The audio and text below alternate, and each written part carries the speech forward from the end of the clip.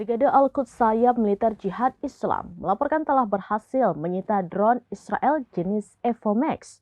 Drone tersebut memuat data sensitif dan koordinat penting pasukan Israel atau IDF yang kini telah berada di tangan pejuang Palestina.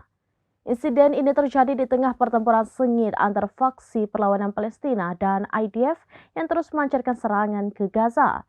Dikutip dari Al-Mayadin via Tribunis pada Selasa 10 Juni 2025, insiden itu terjadi di wilayah timur kamp pengungsi Jabalia, jalur Gaza Utara. Saksi mata dari Khan Yunis melaporkan helikopter Israel terlihat mengevakuasi tentara yang terluka dari medan perang pada Senin 9 Juni.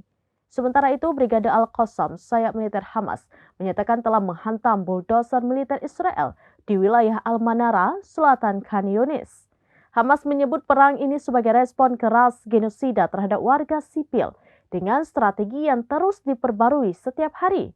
Lantas, kelompok perlawanan menegaskan eskalasi militer Israel justru memperdalam kerugian dan menyulitkan nasib para tawanannya.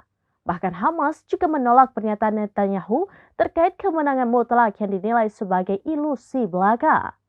Mereka memperingatkan bahwa agresi berkelanjutan ini hanya akan menghancurkan karir politik Netanyahu sendiri.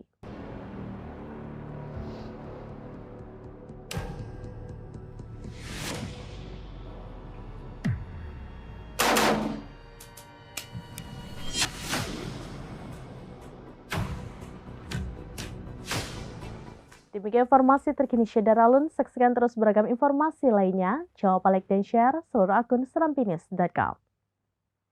Download Tribun X sekarang, menghadirkan lokal menjadi Indonesia.